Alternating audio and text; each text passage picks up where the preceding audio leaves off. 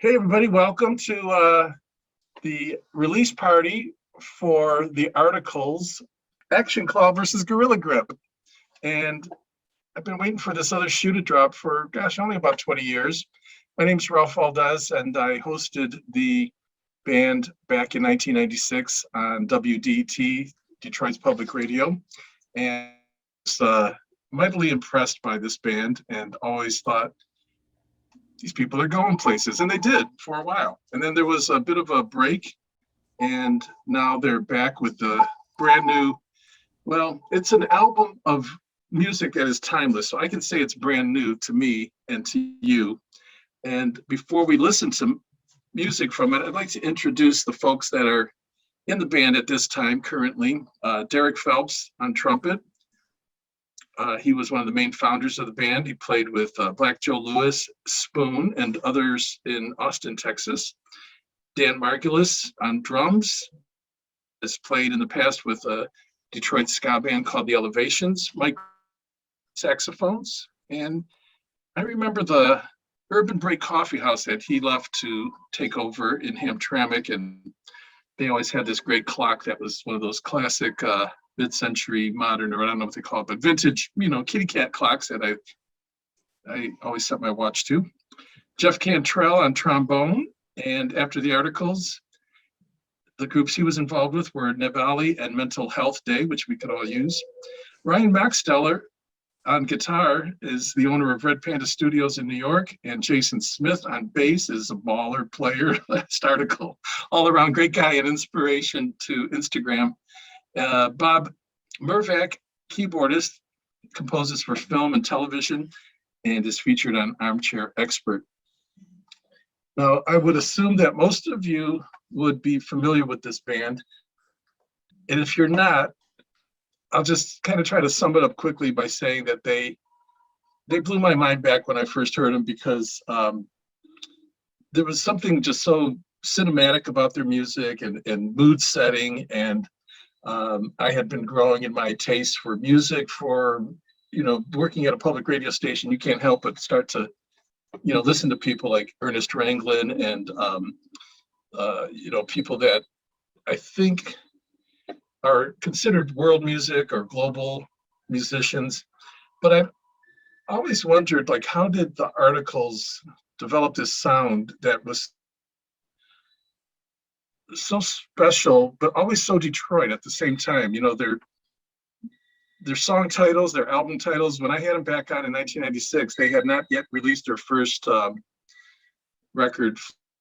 But I always loved that title, and they continue to come up with great song titles and things, and they're just on the verge of kind of this cleverness, but maintain grittiness that I love and respect about them. Well, I'll jump in and talk about just very quickly the title of that record. That was really just kind of picked up and given to us by our keyboard player at the time, who will be joining us as a special guest, Dave Holly. And we were all, as we could probably imagine, super obsessed with Blue Note and just with the hard bop, post bebop artists, and the what was the Thelonious Monk documentary? Straight No Chaser. Yeah, Straight No Chaser. Ooh, nice background, Derek. And there's just this really throwaway line of dialogue in Straight No Chaser where Thelonious is just muttering on and on about something, and just says, and it just pops out, just says, "You won't flip for real, over."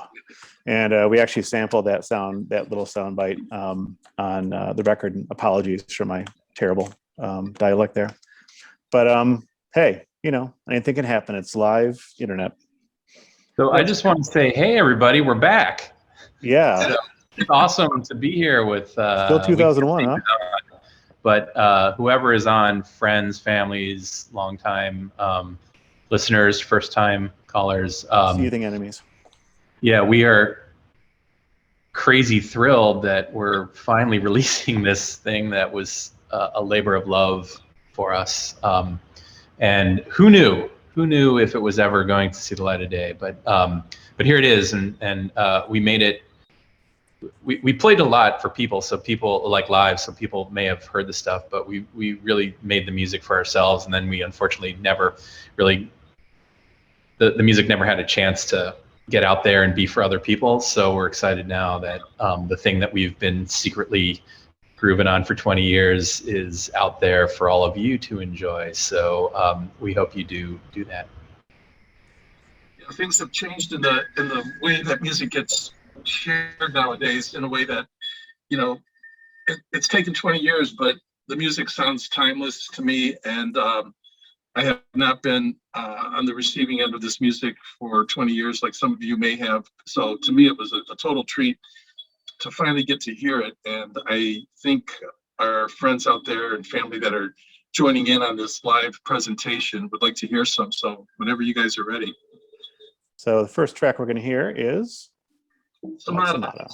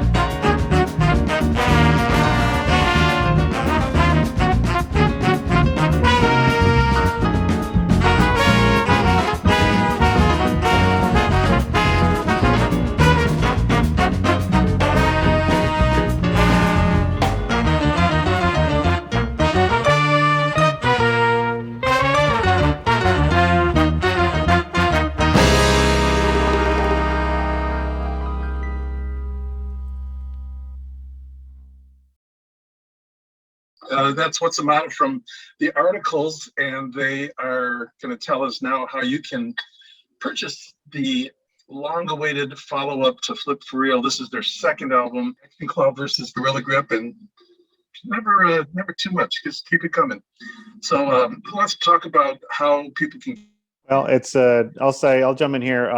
The articlesdetroit.com will point you at Bandcamp right now, and you can download it digital and FLAC and WAV and all kinds of resolutions there. We have a limited edition cassette. Yes, cassette. I dug out both of my tape players. None of them work. I am assuming it works. Jump Up Records in Chicago, Chuck Wren came up and said, "Hey, you want a cassette?" We said, "Sure." So he's got 25, we got 25, and you can buy one of those at Bandcamp as well, and you get there by going to thearticlesdetroit.com. That's amazing. I think that's very cool. Everything old is new again. Sure. You guys have such an amazing sound that I listened to every song on the album, the new one. I keep calling it the new one, but the second one. And the words that kept coming up to me were like, funky and jazzy and cinematic and upbeat. There are a couple of slower songs on there, mid-tempo, but the variety is strong. The music you guys create, it's just pretty amazing because it's got so much going on in it.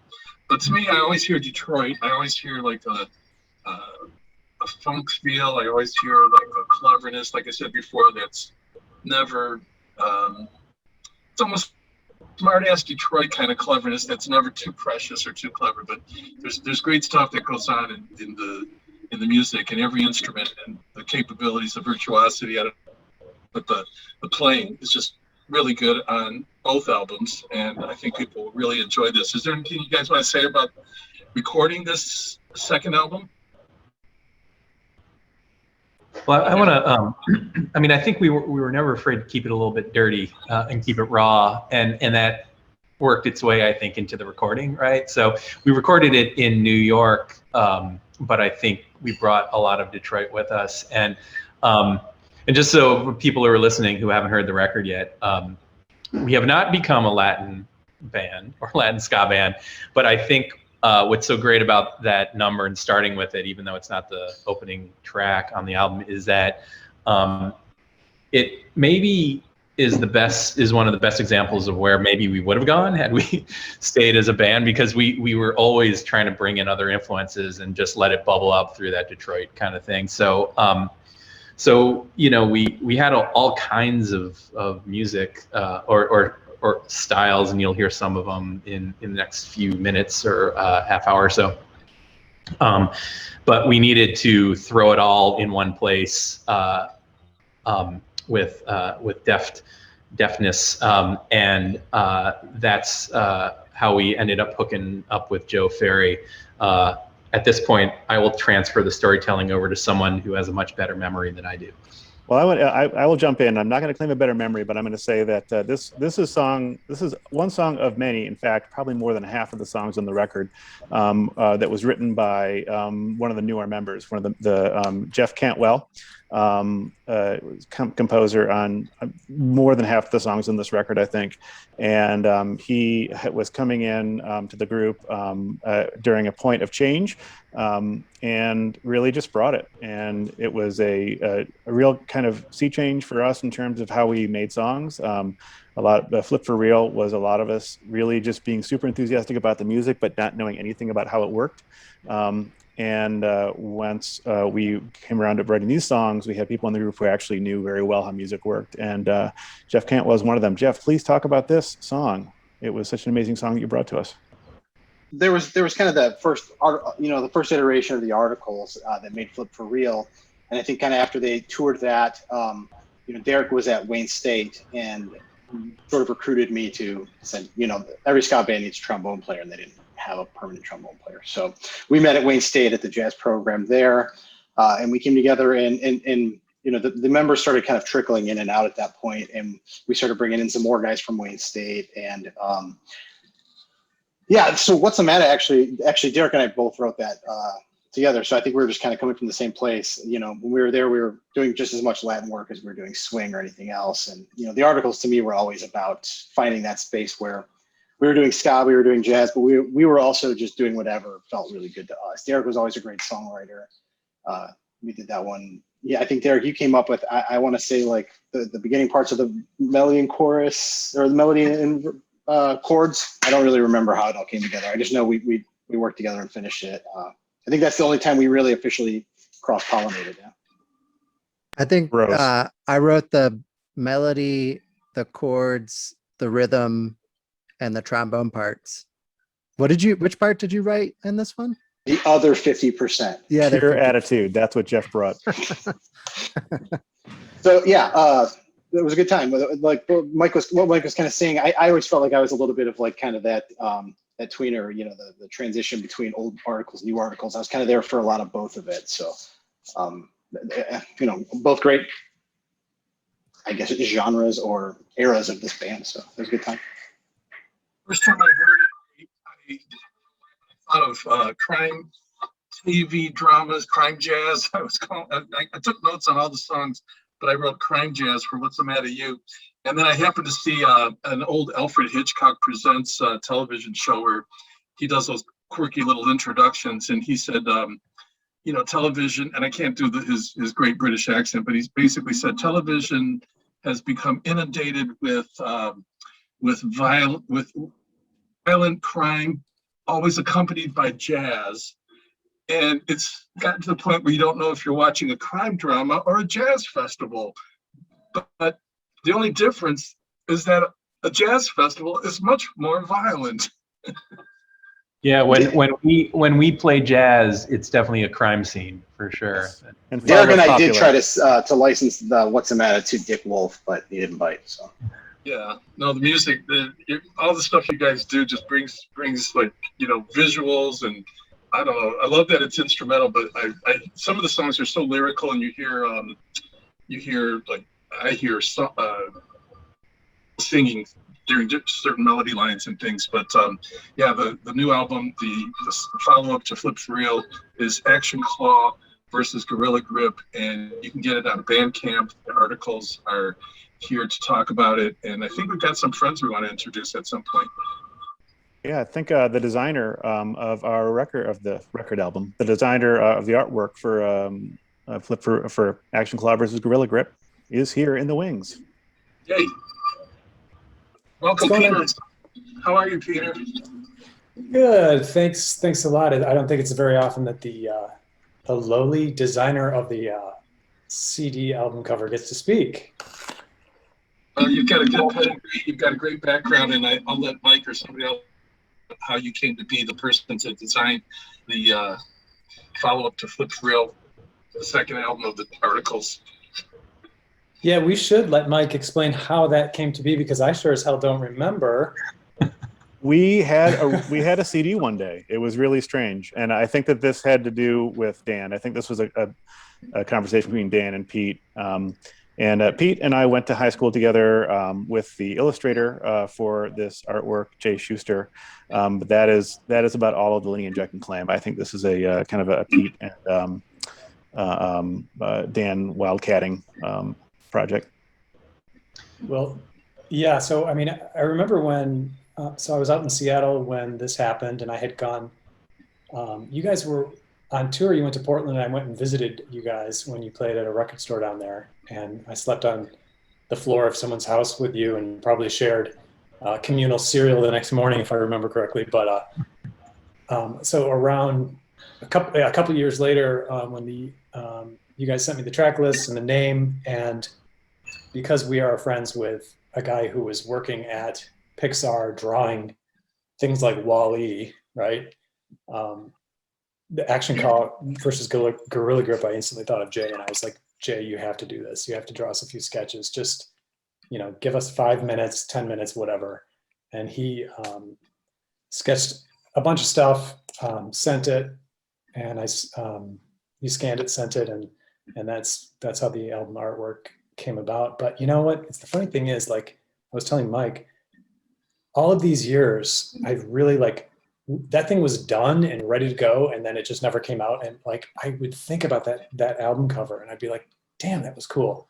And like, it disappeared completely, to the point where when Mike said we're going to resurrect this, I was like, oh my gosh, finally. And now, where are those files again? Like, you can't get at files that old, right? Digital files. So I had like a one of those awesome CD flip books with like all of these old, like, backup 2004, backup 2006, and sure enough, it was on there, and I had to buy a portable or an external CD-ROM just to get it off of there. Yeah. And and we reconfigured it for the cassette, so it's really modern now. Yeah, can I just add that for those of you who pick up the record, if you get the cassette, bingo, but even digital, essentially you're getting an NFT of artwork created by both Pete and an illustrator who is kind of a badass famous dude, man. Like, he did some serious movies that So probably you can scrap the music but keep the cover, and you're getting your investment back by like 5 or 10 times. So yeah. The other thing, because we've talked about the art and why Jay was such the right person to illustrate it, is at some point we should talk about Action Claw versus Gorilla Grip, because that wouldn't necessarily seem to be the obvious name for anything, particularly an Articles album. But when that's the name of the record, I think it begs for Pete's the way Pete conceived the art and the way he handled the illustrations. But so either we'll talk about it now or later, but there's definitely a story behind that, and I'm sure the world wants to know. It is worth noting that the title of this album is probably the thing this band has agreed on the fastest. Like, And I don't the remember only one thing, argument. That's the only thing we've ever agreed on. Yeah. Quickly, because I was just about to ask you how the name came about, so if we can talk about that and then move on to the next song. We lost you just a little bit there, Ralph. Well, just saying, if we can talk about how the band came up with the title of this album, that's what I was going to ask, and then we can move on to the next song. Yeah, this is a title that found the band. We didn't find the title. I wish it was a better story, and other people may have a better point of view on it. But we recorded the record in Bronxville, New York, and we were staying at some thing that wasn't in Bronxville because Bronxville is Tony and we were not. And in between us and the studio was this beautiful deco diner that had a couple of video games in it, and one was the Action Claw thing, whatever that's called, and the other was a strength thing. And I think Mike or someone in their pent-up studio machismo was able to secure Gorilla Grip strength in that game, and it became a part of our life during the recording of it. And then someone, I don't remember who, just riffed that name, and it was just like, there it is, there's the name. Is that true? Did I make that story up? That's basically true, and we also it's also an incredible for search engine optimization. It's the easiest phrase to find on the internet because no one has ever said it before, so it's very easy to find our record on the internet. The album is Action Claw versus Gorilla Grip. We're listening to preview selections from it, and next we'd like to hear, I think it's the piece called Sophist. Yeah, and this is, if you could find a polar opposite to the first track you heard, What's the Matter, it might be this one.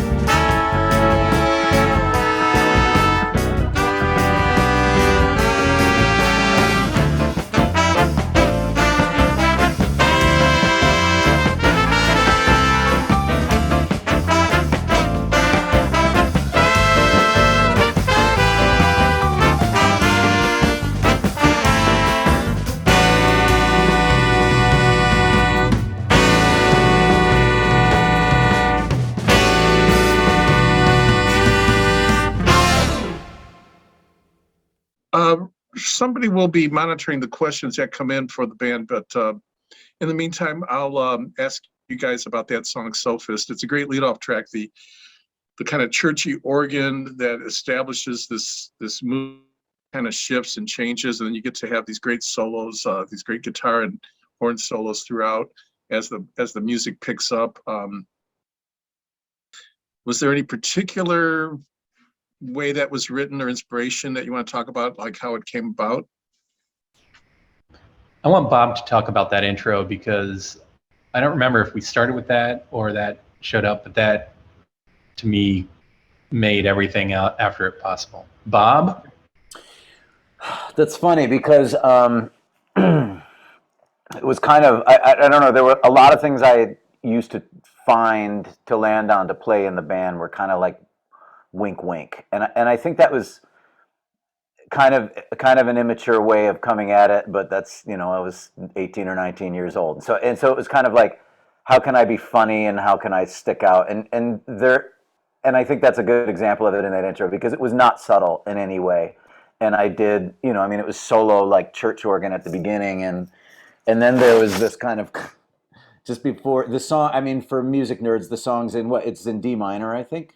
Am I hearing that right? And it's in D minor, but I ended with this like major 4/3 suspension. It's like a total church, just this churchy like Catholic church chord progression that that you've heard, and it's like it gives it this kind of like you're listening from the pews or something like that. But just before it goes Bob, in.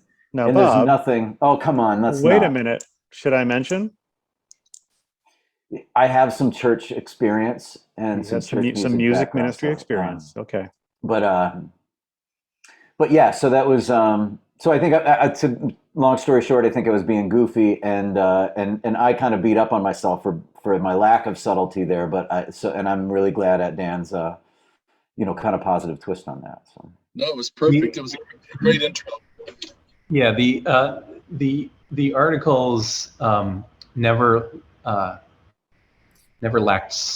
always lacked subtlety. I think in everything we did. We played it all. Yeah. And it's so funny. It's like at the time we just did what we naturally did, and I think that gets Ralph to your initial question about how does articles music form, and it's just a whole bunch of people with a lot of interests, a lot of influences, various degrees of talent, and a lot of ability to accommodate other people's ideas, and we just throw it in the crucible and out comes articles music. But so I don't know if we were in on the joke or got the joke or the joke was whatever, but I think that's kind of representative of the articles music overall, which is it's a slightly cheeky take on serious, whatever it is. Everything we've done, we've gone at it wholeheartedly and passionately and earnestly, and it's come out the other end kind of ridiculous. And I think we're comfortable in that zone.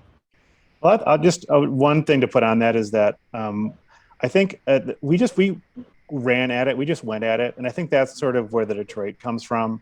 Is that Detroit rock and roll does not mess around. It goes right at the idea, and it can't help itself. And I think that's what's endearing about it. I think that it's all right there. It's there for you to do with it what you want to do. We're not hiding anything. So yeah, I felt the same way when I heard it. I felt so much, I don't think it's subtle, but there's a Detroitness to it that's not, because it's not precious, it's not overly clever. It's kind of, like I said, a smart clever that reminds me of Detroit.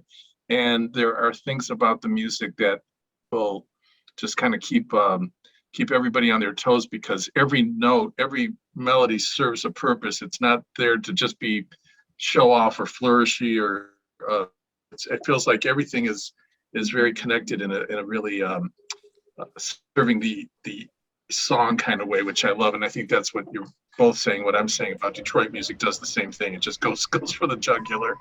Yeah, and the other thing with ska is that it kind of forces you into, like, just the nature of it is designed to entertain and move and be soulful, and there's only so much you can noodling and weirdness you could do before you get away from what makes it Exactly. a dance music essentially. So we always liked bringing in things that didn't quite fit, but at the end of it, we came out with something that people knew what to do when they heard it live, which was the primary way in which we experienced the music. We played it for other people. And there was a little tag we throw around. It's dance music for thinking people and thinking music for dance people. So I think you can play it both ways if you want. Yeah. I promoted it on Facebook today by saying your ears and your feet will thank you, because it's just definitely like dance music with an edge and a pedigree and I think at one point you were saying like varying degrees of talent. Everybody in this band is super talented, and it shows up in the first album. It shows up on this album. Definitely the second one. Lineup changes and things, but the core of the band and the mission of the band has stayed very true to, soul, funk, jazz, ska, everything. It's very, very good. So, do we have questions from our friends out there? I actually took down a couple of questions, and I want to answer one quick, and then. Are we talking to friends next? Is that what's on our calendar? We've got a couple of friends waiting in the wings here. Yes. Yeah. Hello from friends. Let me answer one question, and then we'll go talk to our friends in the wings. John Stefanidis, I hope I'm butchering that name well, asking if this record's going to come out in vinyl. That is a great question. We've kicked around the idea of a Kickstarter. And we'll see what happens. But anything's possible in a world where a record can come out on cassette on its release day. So hopefully that answered that question. Not at all. What's this vinyl you speak of? Cassette is where it's at. It's portable. You can take it in your car, just plug it right in, listen to it. Yeah. I guess that's the future. All right. You want to bring some of our people waiting in the wings into the conversation, into the Q&A? Yes, and these are people who can talk a lot about the Flip for Real years and where that record came from and really what got us here to this day. Even though these people did not play on this record, this band would not exist without them. So it's going to be super cool to see them. So you want to start with anybody in particular, or how do you want to do this? Just bring them all in. All right. Let's unmute. Let's see.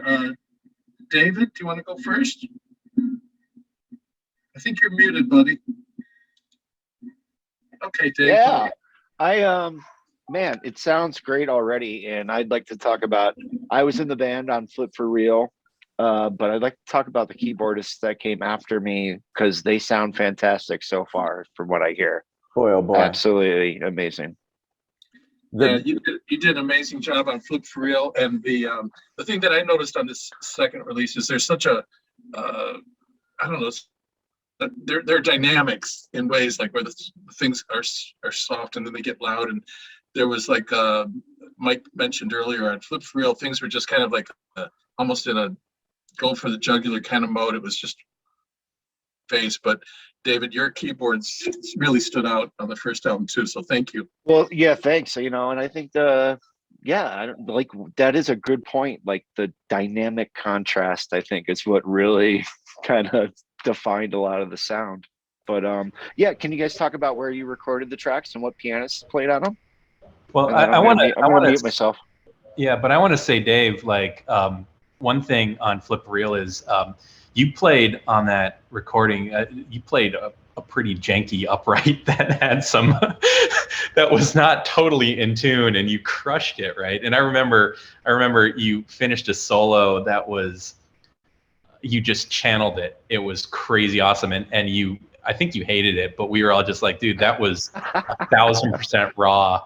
And I still feel like that was a signature moment. It just felt like so vital, but kudos to you because that was not the best tuned instrument in the world. Well, I was adamant about using it, so it's kind of my fault. I was like, no, there's an upright piano here. We're going to use this as much as possible. So I can't remember. Was it 436 hertz or 434?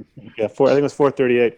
I just remember when we recorded Mingus the Merciless, it was like the last thing we recorded. We shut the lights off.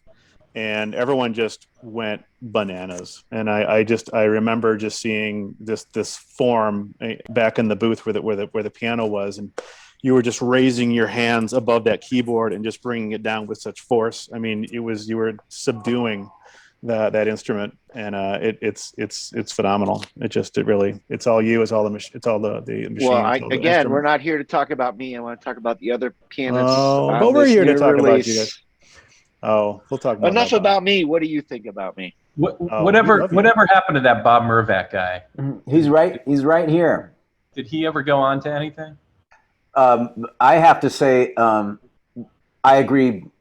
I wholly agree with all the sentiments toward the keyboard playing on Flip for Real.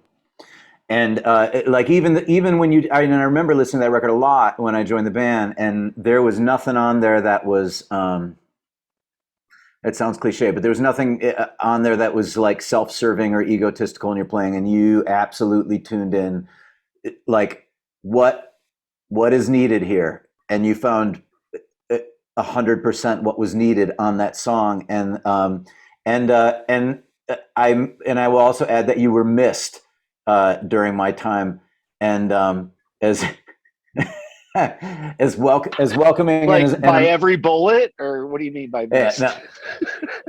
As amazing as my time was with them, and as gracious and welcoming, and we had great times musically. I remember specifically, and I'm going to throw Mike under the bus, but like when I was on my way out of the band, he didn't mean to, or I don't think he meant to. It was not meant in any sort of offensive way or any sort of at my expense. But go on. But I remember he did say, when I was on my way out, we were all having dinner, and I was kind of leaving the band, and we were talking about it.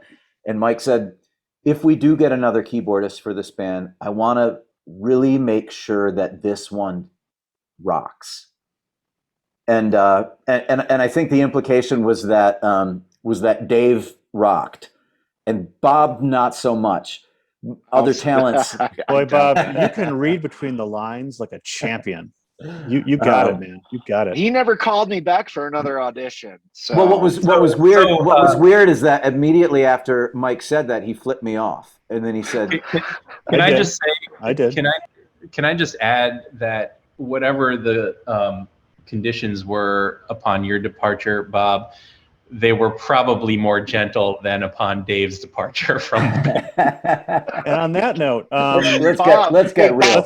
Let's bring Paul Phelps on the line. Send me your number, dude. I want to bring Paul into the conversation, but I just want to say before I bring Paul into the conversation that what I was trying to say earlier, maybe inartfully, was that the first time I heard the articles, it was just mind blowing because you guys were so fully formed and developed at that point.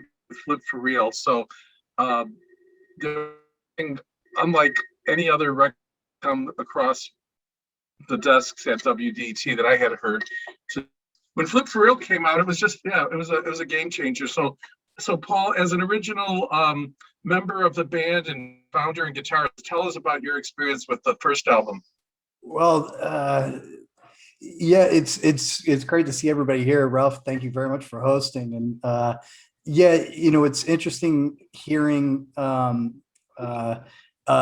Dave being here because, when Derek and I were first forming the band, we were such just uber fans of the genre and wanting really, really, really hard, really wanting to make good music. And as we met Dan, we met Mike, we were meeting guys who took their instruments seriously, and it was really, really great, and help. It was a huge part in putting the sound and everything together and help us refine this really raw thing that Derek and I were trying to develop. And then when Dave had become available from the other band that he was in, I just remember Derek and I going, I don't care why he was out of that band, we got to get him in somehow.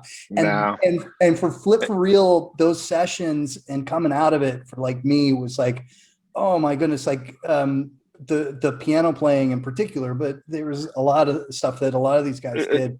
If you don't mind if I jump in and say what you did, and you and Derek really you guys worked your butt off. You guys like really worked hard every day. I remember being in the Wayne State computer labs, and you were on IRC with ska people from around the world and making contacts and yeah, so you had a lot to do with it. But A like you lot. told me many times, I should have been practicing my guitar instead. But yes. I would never say that. I should have been. We should all be practicing, right? And hearing Action Claw, you know, the one thing that really jumps out, and maybe Dave and Bob, both really talented keyboardists, but you know, just every other instrument, like it just, you know, Derek replaced each of us with people who were so much better than we were, and it sounds that on Action Claw, it really is one of my, I can say this because I'm not on it, it's one of my favorite third wave ska albums that unfortunately didn't come out in the third wave, you know? You're very gracious and an amazing artist, and maybe we should invite Sean into the conversation since we're talking about the first album. Sean, it's great to see you again. Is there anything you want to say about being with the band in the early days? Hey, Ralph, great seeing you after all these years, and great seeing a lot of you after all these years. I've had the privilege of meeting up with a few of you from time to time, watching Derek absolutely crush it, not just live, but on music videos at a Hard Rock Cafe once. He doesn't know this, but he was in a band that produced the video, and then I'm like, holy crap, that's Derek Phelps playing trumpet in the music video at Hard Rock Cafe. Thought that was super cool. But back to this, yeah, it's what an experience to be married to so many guys all at the same time and spend 24 hours a day with them. And people, until you've done it, you don't know what it's like.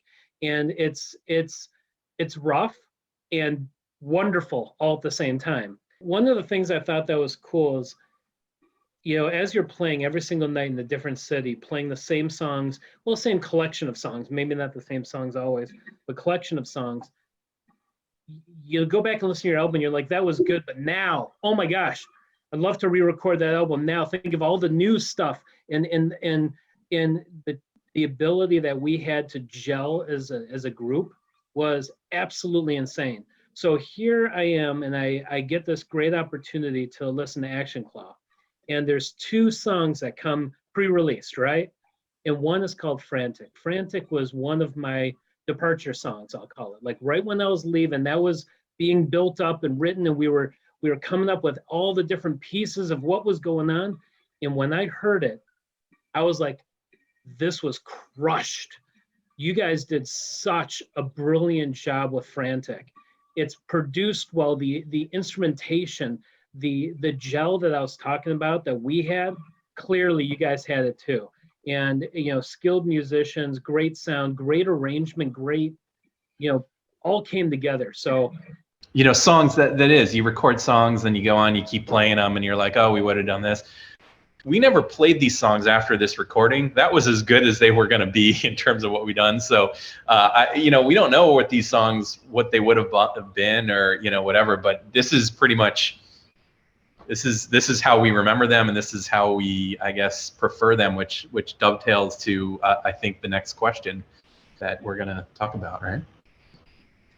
Yeah, I'm sure, but I think I'm going to throw it to Mike to get questions. I just want to say quickly that, Sean, your take on Frantic is so right on, because that was the first song I heard off the new stuff, or the second album, and you know, there were problems with getting the flow and hearing Sophus first. But anyway, I heard Frantic first, and yeah, I was like, this is so timeless and so not just ahead of its time, but also in its time and behind its time, and every timeline you can think of. I love the mood that it created was intense. So, all right, Mike, you want to take some questions from our friends out there? For sure. Luke Gleckner, I guess I'm probably murdering that name too. He has asked a couple of times, we'd love to answer it, how does it feel to hear this music after 20 years? I will start and say that it, you know, that was a different person. I mean, it was like we were all different people back then, and it sounded way better than I remembered it sounding. Not that I remembered it sounding bad, but it was like, wow, who did this?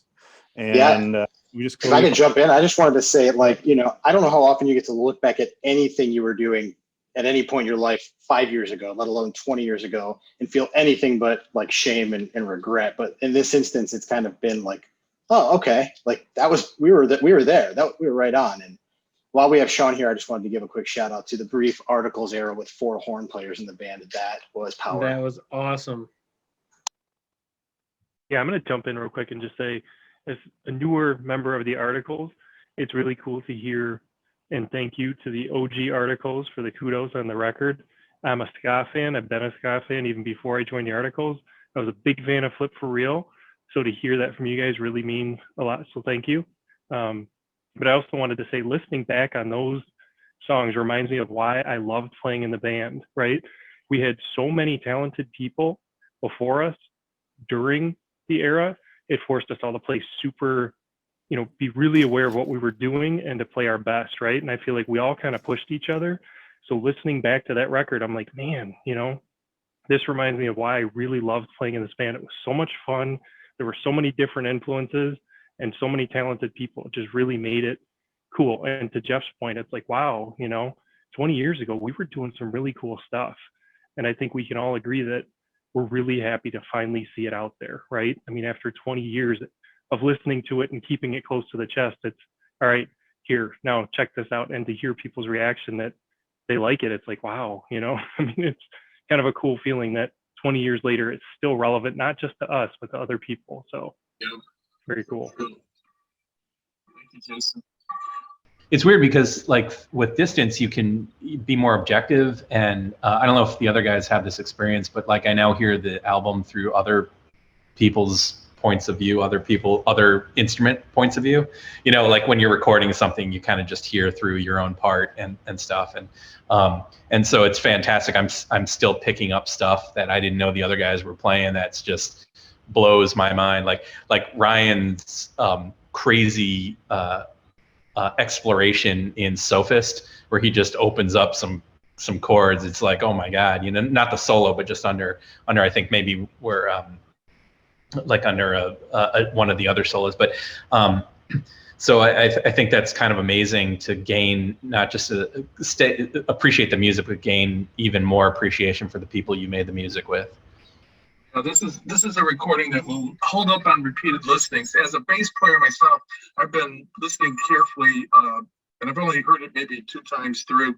But the bass playing, and Jason, thanks for what you said earlier. But yeah, the bass playing, there are little moments where it just pops out. The guitar, of course, just like Dan was saying, it's not just in the solos; it's in the things you're doing in the that serve the song. And that's what we were talking about earlier. How each piece serves the song and serves the music in such a great way. In fact, might be time, unless Mike has more people to talk to, we might want to listen to some more music.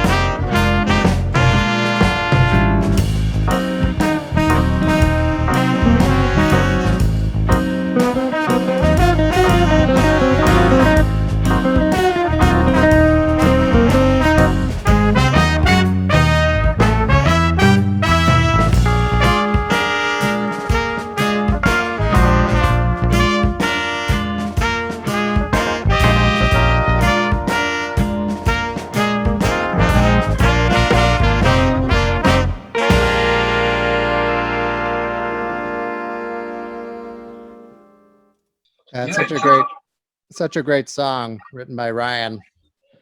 That bridge just kills it. Yeah, that's Jetta Girl from Action Club versus Gorilla Grip by the Articles. The second shoe dropped 20 years later and available on Bandcamp. Derek, I was feeling this sort of, it was one of the songs that I was feeling like I could hear lyrics, and I love that you're instrumental. I wouldn't ever ask you to put lyrics to your music, but there's some lyrical moments, and that was one where I was just washing dishes and bouncing around the kitchen listening to that, and I was like, yeah, this is so melodic, and that bridge and the things that are going on in that song are amazing. So thank you, Articles. Some hellos from friends. Guys, say hello. Hi guys. How's it going, fellas? Jimmy. What's up, Diana? What's up, everybody? This is so awesome to go down memory road like this. Wow. Tell you what, Ryan, let's roll the next track, and it's Frantic, and it's kind of an interesting track because it is sort of a bridge track between the different articles.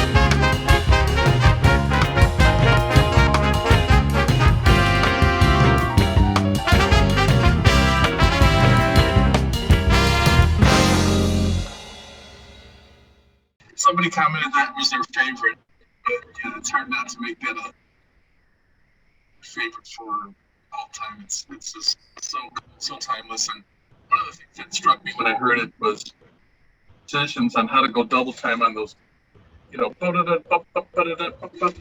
know much about music, but I know what I like. And how did that come about? How do you guys come up with those ideas?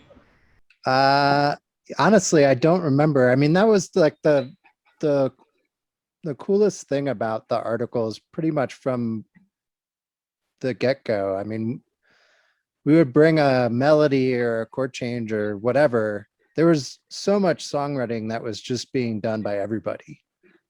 We worked on these songs at rehearsal. It wasn't like nobody brought a song and that was it, Right. We would, even in the studio, we were still pulling stuff together and like changing things and figuring out where stuff needed to change and get moved around or whatever.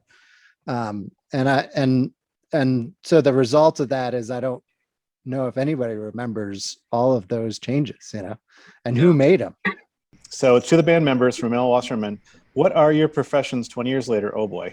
Are you still involved in music performance? Can I just say, Mel, we didn't coordinate this, but I swear I was about to say before we go, I want to shout out to everyone who in the band, because everyone has gone on to awesome stuff, and you can still follow a lot of folks in their musical endeavors today. So, and please do. There is no articles, but there's certainly the post article musical output of a lot of people. So I'm not one of them.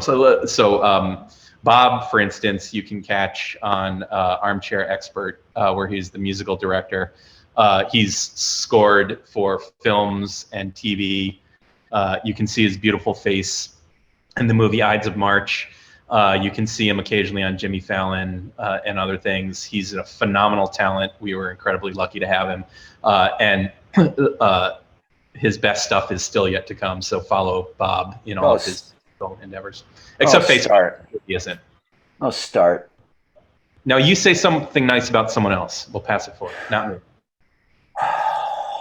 God, there's so many choices.